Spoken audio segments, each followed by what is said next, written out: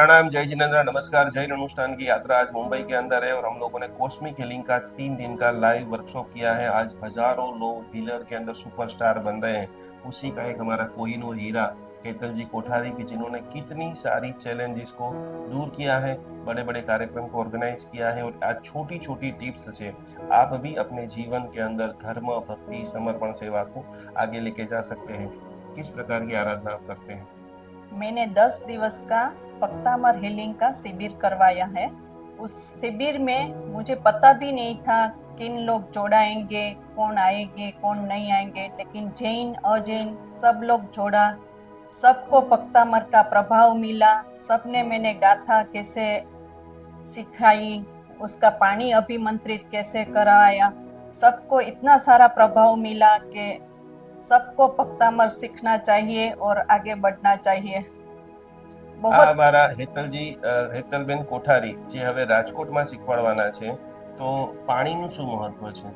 આપણે ડેઈલી સવારમાં પાણીને અભિમંત્રિત કરવું જોઈએ. પાણી સામે તમે જે અફર્મેશન કરો એ અફર્મેશન એમાં આવે છે અને એ પાણી એટલું બધું ચાર્જ થઈ જાય છે કે લોકોને તુરંત જ એનો પ્રભાવ મળે છે.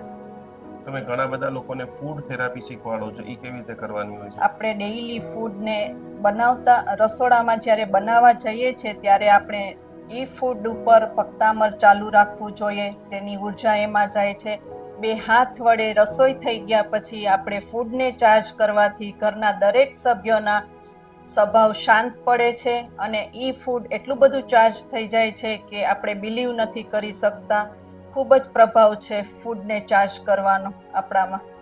અત્યારે સ્કૂલો ચાલુ થઈ ગઈ છે, તો ઘણી બધી મમ્મીઓ ટેન્શન કરે છે, ટૂંક સમયમાં એક્ઝામ આવવાની છે, તો નાના બાળકો માટે કોઈ ભક્તામરની ગાથા કે અહીંની આરાધના? છઠ્ઠી ગાથાનો પ્રભાવ ખૂબ જ છે. દરેક બાળકોને આપણે છઠ્ઠી ગાથાનું પાણી અભિમંત્રિત કરીને પાવું જોઈએ. તેનાથી બાળકો એટલા હોશિયાર ને સ્માર્ટ બને છે અને ખૂબ જ આગળ વધે છે બાળકો. તમે સુરતની અંદર ઘણા બધા કેન્સર પીડિતોને ભક્તામરનું યંત્ર આપેલું હતું. આ યંત્ર વર્ક કરે છે ખરું? 100% વર્ક કરે છે. યંત્ર ઉપર પાણી અભિમંત્રિત કરી 45મી ગાથા અદ્ભુત ભીષણ જલોદર ભાર પૂગ્ન નો આપણે સાધના લઈ પાણી અભિમંત્રિત કરીને પાવાથી કેન્સર 100% ક્યોર થાય છે અને અમે આ ખુદ અનુભવ કરેલો છે. અત્યાર સુધીમાં કેટલા ટાઈમ તમે ભક્તામર હીલિંગ શીખવાડો છો?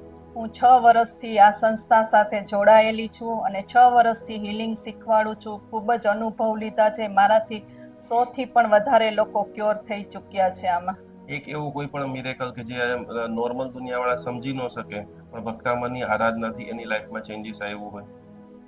100% ચેન્જીસ આવે છે. મગજની અસ્થિરતા હોય એને આપણે છઠ્ઠી ગાથાનું પાણી અભિમંત્રિત કરીને પાવાથી જે બોલ કરતું હોય, હસતું હોય, કંઈ ખબર ન પડતી હોય, એ ધીરે ધીરે ક્યોર થતું જાય છે.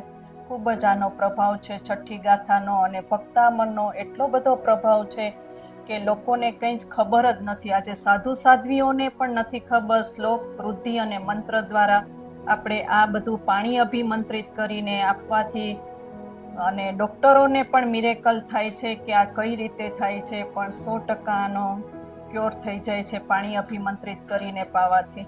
તમે સુરતની અંદર એક વર્ષમાં લગભગ 10 થી 15 વીસેક સાધુ સાધુજી ભગવંતોની પાસે મળવા જતા હતા, ત્યારે એ લોકો સાથે આની શું જર્ની, કઈ બાબતે તમે એમને આરાધના શીખવાડતા હતા? એ લોકોને અત્યારે મોટી એજ થતાં શરીરના પેઇન બહુ જ રહે છે. હાલવા ચાલવાની તકલીફ થાય છે, પગના દુખાવા. એ લોકોને મેં 8મી ગાથા શીખવાડેલી છે અને કોઈ મોટા રોગો હોય, બ્રેઇન ટ્યુમર છે, કેન્સર છે, એના માટે મેં 45મી ગાથા શીખડાવેલી છે. પાણી અભિમંત્રિત કરતા જે એ લોકોને મિરેકલ થાય છે કે અમને આ કશું જ આવડતું નથી, તમે અમને આવો શીખવાડો, પાણી અભિમંત્રિત કરી દો અને એ વાપરવાથી સાધુ સાધ્વી લોકો ક્યોર થઈ જાય છે. ખૂબ જ મને સારો અનુભવ રહ્યો છે. મારા ઘરની સામે જ એટલા બધા મા સતીજીઓ બિરાજમાન છે ને બધા મને ડેઈલી બોલાવી અને આ બાબતમાં નવું નવું આગળ શીખવા માંગે છે મારી પાસેથી કે તમે અમને શીખવાડો.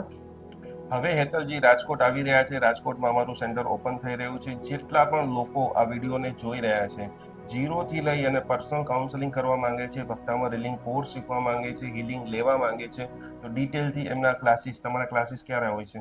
દર ગુરુવારે બપોરે 3 થી 4:30 અમે ઝૂમ મિટિંગ પર ભણાવીએ છીએ, ફ્રીમાં શીખવાડીએ છીએ. અમારી એવી ઈચ્છા છે અમે નવી નવી therapy, colour therapy, water therapy, healing therapy બધું જ શીખવાડીએ છીએ. બધા લોકો આમાં જોડાવ, ફ્રીમાં છે, કોઈ ચાર્જ લેતા નથી અને ઘર ઘર ભક્તામનની ગુંજ વાગે એ જ મારો ધ્યેય છે. અને તમે પણ શીખી અને બીજાને સેવા આપો, આ જ મારો ધ્યેય છે. બહુ જ ડિટેલથી તમે બધાએ આજે જાણ્યું, શીખવું, સમજ્યું છે કે એક સામાન્ય પ્રકારની વ્યક્તિ પણ કેટલા બધા લોકોને સાતા આપી શકે છે, લાખો રૂપિયાની દવાઓ રોકાઈ શકે છે. તો ખૂબ ખૂબ ધન્યવાદ હેતલજી કે તમે ભક્તામનને જીવન સમર્પિત કરી. એમના મોઢામાંથી તમે કેટલા બધા મિરેકલ આજે સાંભળ્યા છે. તો આ સાંભળવા દ્વારા તમે પણ ભક્તામનના પાકા ભક્ત બનો અને જીવનની ઘણી બધી સમસ્યા દૂર કરો. પ્રણામ. જય જિનેન્દ્ર. નમસ્કાર.